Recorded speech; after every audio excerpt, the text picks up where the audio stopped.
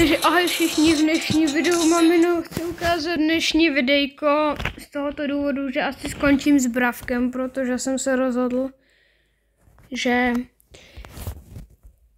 prostě jako nevím ještě si to už rozhodnu, no, ale pomalu to vypadá hodně bledě, protože jak ještě vyšlo to Pets Go a víte prostě, já už jsem si vyroloval 10 milionů peta.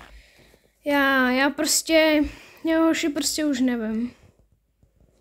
Já si myslím, že všechno jenom končí a bohužel to tak asi skončí i u téhle série prostě, protože mě už to vůbec nahoši nebaví to Bravko. Nebo jako baví, ale už se prostě nemám kam posouvat. Dřív jsem si prostě zahrál, jo. Je mi škoda, že odstranili ten basketbal. Ten byl fakt super.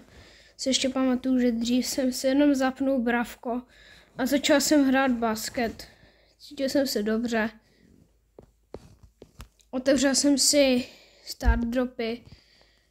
Jediné, co mi teďka jako pomohlo, bylo, že teďka z Legendary start dropu mi padl Mr. P. To mě trošku najalo, ale samozřejmě furt to není úplně něco. Hlavně furt se rage'uju. Skoro furt. A jak se prostě rage'uju, tak já jsem z toho špatný. Psychika mi jde dopryč a prostě chci oznámit, že s Bravkem to vypadá hodně bledě.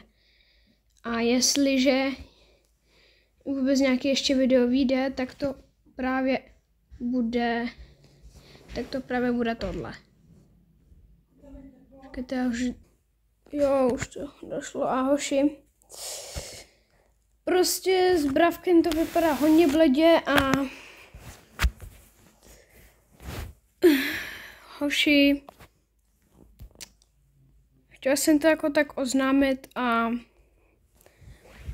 Bohužel, prostě všechno jenom končí a... Tohle končí možná i s Bravkem. Jo, ještě mě trošku zachránilo to, že máme nový klub,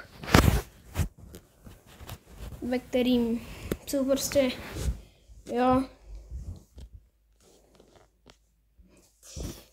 ve kterým jsou prostě naši kámoši, ze třídy, nebo kámoši, prostě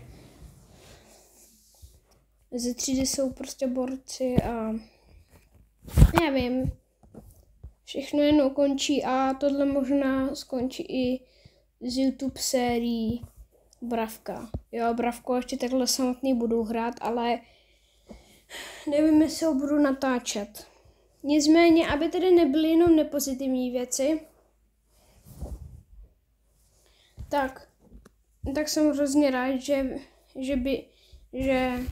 že vyšla hra Pets Go a jo, hoši, taky to mu úplně prostě nepomohlo, že já prostě sportu, věnuju se fotbalu a jak si věnuju tomu fotbalu, tak prostě já už na to ani nemám čas na to Bravko a všechno prostě jenom končí a mějte se hezky a ahoj.